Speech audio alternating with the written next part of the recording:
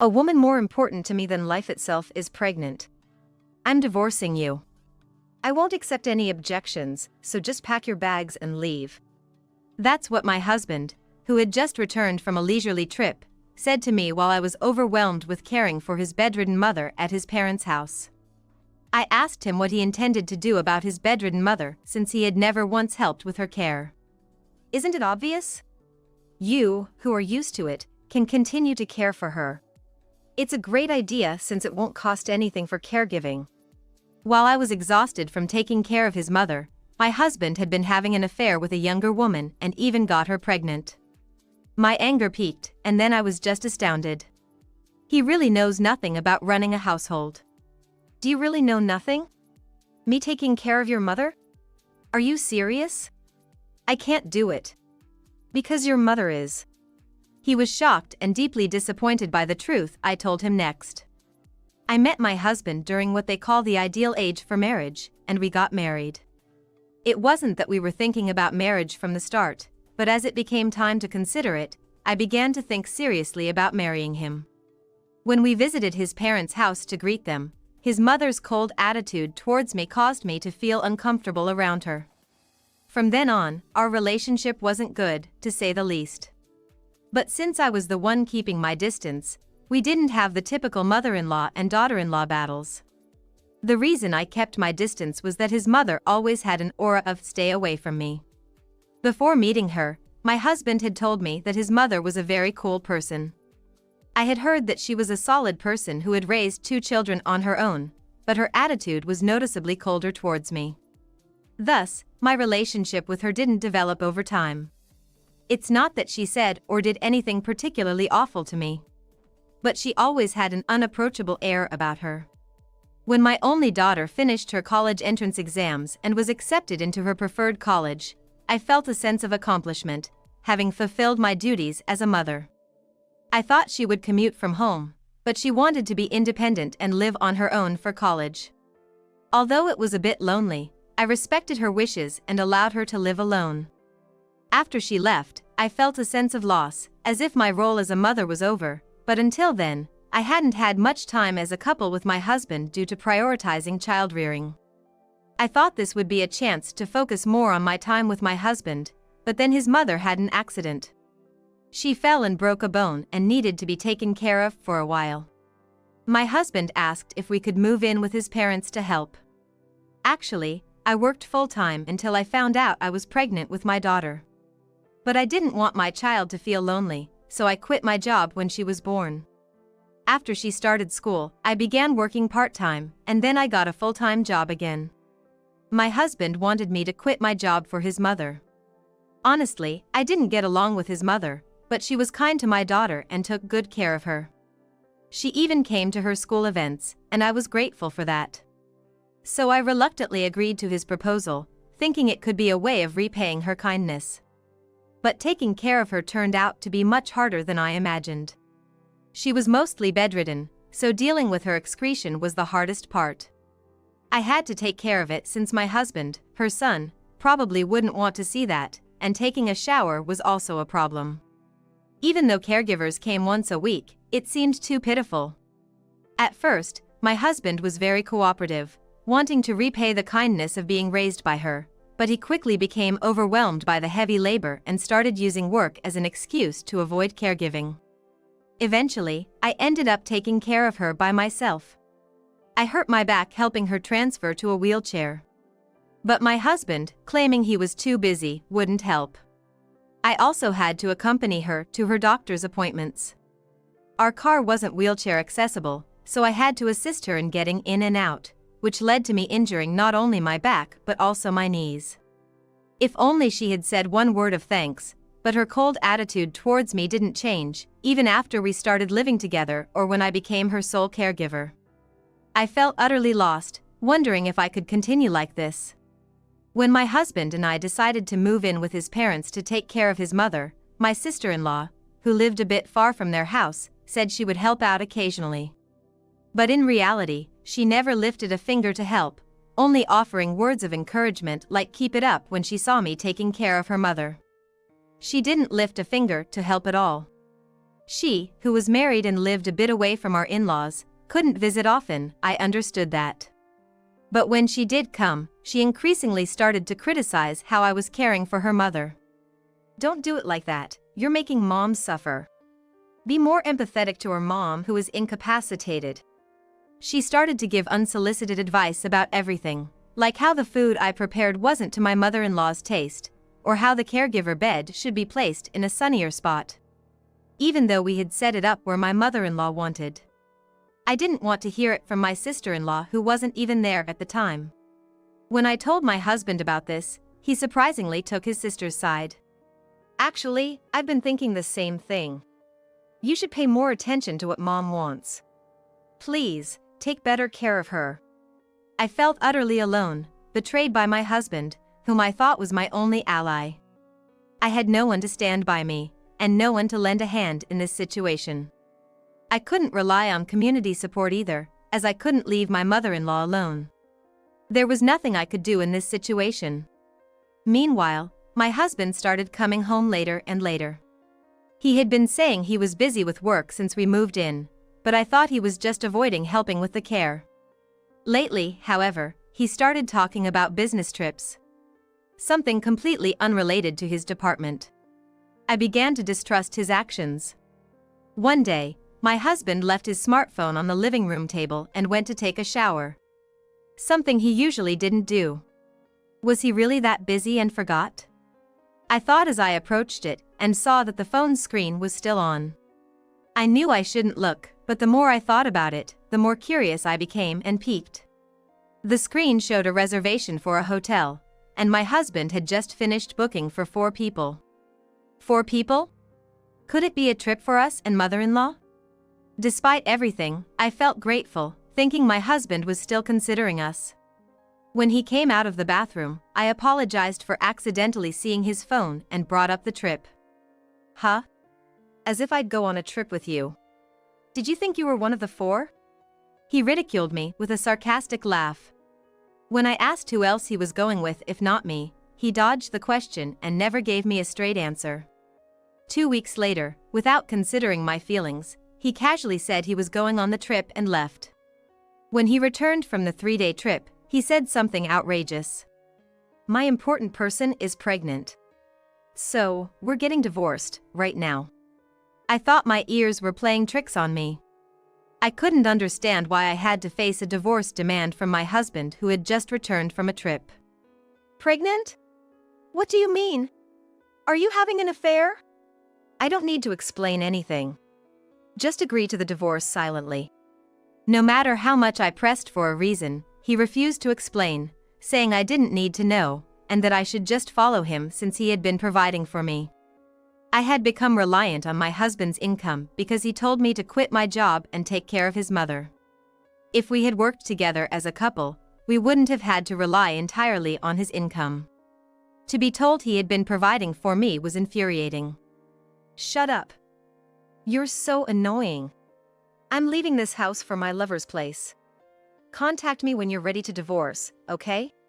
He left my in-laws' house as if running away from my questioning. His steps light as if he had anticipated this. A few days later, I stopped by the bank to withdraw living expenses for my mother-in-law and me after her doctor's appointment. It seemed my husband had no intention of supporting us, as his entire salary had already been withdrawn. He must think this will make me agree to the divorce sooner. A month later, I contacted my husband to agree to the divorce and asked him to come to his parents' house with his mistress. On the designated day, surprisingly, his sister, whom I hadn't invited, also showed up. She seemed very friendly with my husband's mistress, apparently accepting their relationship. When I told my husband that I agreed to the divorce, he and his mistress hugged each other joyfully. "Sorry to spoil your happy moment, but we're not done here. What are you going to do about your mother? You can keep taking care of her, right? You've got a lot of experience, so it only makes sense for you to do it." "That's not possible. Your mother is going to a facility. She'll receive professional care there, and I'd just be in the way." That's when his sister, who had been silent until now, barged into our conversation. "Sending our mother to a care facility? How could you be so cruel? Yeah, she should stay in the home she's used to. My husband chimed in, his mood shifting from joy to furious rage as if he'd been thrown into the depths of misery. He was free to call me heartless or whatever he wanted. Then, my mother-in-law appeared. I decided to go to the facility myself. What? Mom? Why are you standing up? My husband and his sister were genuinely shocked to see my bedridden mother-in-law walking on her own. They were also surprised to see that my mother-in-law and I were on good terms. In fact, our relationship had been rocky since we started living together. There were times when she lashed out at me, unable to move freely, but things changed after a certain incident. It all started with her apology. While I was silently cleaning up after an accident she had, she apologized for making me do such things. That was the beginning of her apologizing for her cold behavior towards me since we first met. My mother-in-law had divorced because of issues with her daughter-in-law. She didn't want to do to me what she had experienced, but the more she thought about it, the less she knew how to act, leading to distance between us. Once that distance was created, it became even harder to bridge the gap. As she found herself in need of care. She was overwhelmed with guilt but didn't know how to express it. I felt the same way. I had given up on trying to get closer to her, to understand her. Once the misunderstanding was cleared, she started thanking me regularly. I began to empathize with her and explore what kind of care environment would be best for her. As we worked on this, she became more motivated in everything and expressed a desire to try rehabilitation. After being introduced to an instructor by her doctor, she began showing signs of recovery. Now, she can walk short distances without a cane. The money for the facility will come from selling the house and my savings. There won't be any left for you too. My husband and his sister were outraged, hearing this for the first time. My husband demanded to know why I didn't stop her reckless decision. But I knew everything about my mother-in-law's decision. In fact, she made this decision because she was hurt by how my husband treated me. Seeing him leave the caregiving entirely to me, she initially started looking for facilities on her own, capable of using her smartphone despite her bedridden state. After reconciling with me, she shared all her plans. She had no intention of leaving any money to my husband and his sister, so I suggested she choose a comfortable high-end nursing home within her budget. I helped her find one, we visited it together, and she even did a trial stay. She liked it and immediately signed the contract. Why are you doing this on your own? If we kept you as the caregiver, we wouldn't have to spend any extra money. Yeah, think again, Mom. It's a waste to spend money on a nursing home. My mother-in-law glared at them sharply. I don't want to leave a single penny to you too. That's why I chose the high-end nursing home. It's my money, and I'll spend it how I want. I don't owe you an explanation. Her forceful voice silenced them. Realizing there was no inheritance, my husband and his sister were in shock, losing all their previous aggressiveness. I was curious about how my husband's mistress felt about marrying him, knowing they wouldn't get any inheritance. Contrary to my expectations, she didn't seem to care much. She told my husband that inheritance didn't matter, she'd be happy as long as they got married. Then she brazenly demanded that I quickly sign and hand over the divorce papers. I told them that I wanted someone to be present before I handed over the divorce papers. My husband, his mistress, and his sister looked puzzled, but my husband arrogantly said to call this person if that's what it would take to finalize the divorce. Right then, the doorbell rang, so I went to welcome the person I had mentioned. When I returned, accompanied by the person, the mistress's attitude changed completely. It turned out the person I brought was her own mother. The day after, my husband suddenly demanded a divorce, and during the 1-month period until I agreed to it, I had hired a private investigator to look into my husband and his mistress. It turned out that the participants of the trip, which my husband stubbornly refused to disclose, included not only him, his mistress, and his sister but also, surprisingly, the mistress's mother. It seemed that the trip was a combination of a vacation and a meet and greet for the mistress's mother with my husband. During their trip, they hadn't mentioned his mother's care at all. My husband had lied, saying his mother had passed away, thinking it would be troublesome if his mistress's mother knew about the caregiver. He introduced his sister as someone like a mother to him. The lies didn't stop there. My husband had kept it a secret that he was still married to me. After receiving the investigation results, I went to meet the mistress's mother and told her everything. Even knowing the truth, seeing the people involved must have been overwhelming. The mistress's mother, red-faced with anger, yelled at her daughter, my husband, and his sister, unable to contain her emotions. They seemed confused by the rapidly changing situation. His sister was pressuring my husband, asking why he did something that could be discovered. My husband, in turn, defensively said that he never thought I would conspire with his mother, given our bad relationship. After a thorough scolding, the mistress's mother turned to me and my mother-in-law, deeply apologizing for her daughter's involvement in the affair, and even promising to ensure her daughter paid any amount of compensation I demanded. However, the mistress seemed dissatisfied, questioning why she should pay. "I won't pay. After all, I'm carrying his baby," she declared, refusing to pay because she was pregnant. They made some nonsensical claim about having my consent for their relationship, which was absolutely not true. I was just fed up with my selfish husband. Besides, the last thing I wanted was to continue my life with a husband who was harboring such a significant secret. In fact, during the investigation into my husband's conduct, I discovered something crucial he had hidden from me. "You two are going to be married, so why don't you get my ex-husband to pay the compensation?" "Oh, right. Once we're married, we'll have shared assets," the mistress naively remarked. Of course, shared assets are something built during a marriage, but considering her lack of worldly knowledge, I let it slide. However, here's the important fact, which she probably didn't know. Exactly, shared assets. He should be able to provide, if he has the means. Huh? My ex-husband, he seems to have quite a bit of debt. You really are a gold digger, aren't you? What did you demand from him that made him resort to borrowing money? My husband had been contributing to household expenses, so there was no room for him to spend on his mistress. Whether he refrained from cutting back on household expenses to avoid raising suspicion about the affair or out of pride towards me and his mother, I couldn't say.